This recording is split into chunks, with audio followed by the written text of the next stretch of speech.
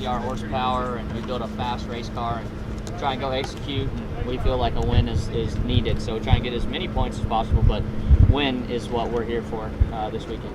Chevy coming in these days, it's been a while since Chevy won at this racetrack. How are you feeling about what the performance of Chevy is? I think Chevy's been great this year. You show speed every weekend when you unload at the track.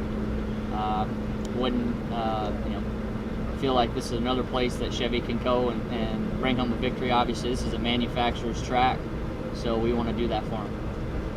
Thank you. Austin, when you look at going to Daytona next week on the bubble, kind of where you guys are positioned in points. Hopefully not. Hopefully win and we're locked in. But is there a concern with Daytona being the regular season finale that the big one could impact your chance to actually race in if need be?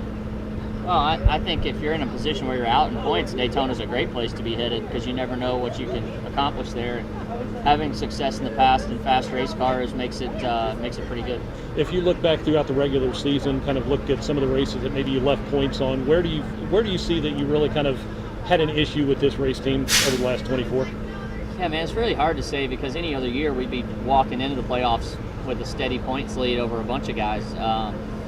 The way the wins played out, it's not the case. I think it's here and there. About 5 or 6 weeks ago, we struggled just knocking down a couple points throughout stages, whether it be strategy or just not as fast as we'd like to be at some of the tracks we felt like we could capitalize on, and just kind of a lack thereof of really just driving home our points lead that we had. Tyler and his guys did a good job of just gaining 5 to 10 on us every week there for a couple weeks, and that's kind of what flipped the script for us against them.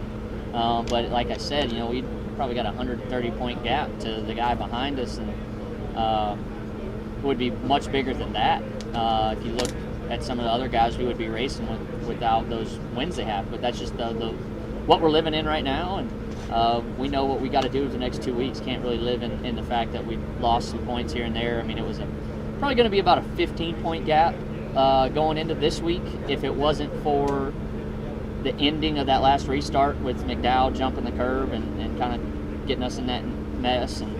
But we got the cards are on the table right now. We know what we've been dealt, and we got to make it work. Thanks. Austin, you're in a unique position of battling for that final spot with your teammate. Yeah. What's that dynamic like? And you guys still sharing information? Is it Yeah. a little more closed doors? Or?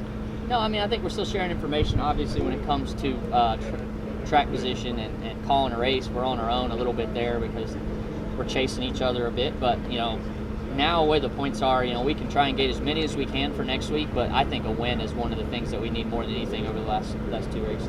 With Tyler running the Xfinity race yesterday, did you talk to him at all about what he learned? Not really. I seen him up there scraping the resin off the track up top, and I know he was just trying to get that tested in for tomorrow, and he ran a bunch of laps up there, so it looked like there was some grip there from time to time. I saw Josh Berry make a pass to the lead way up there, but it's so far around, it seems that the track still got a lot of grip lower.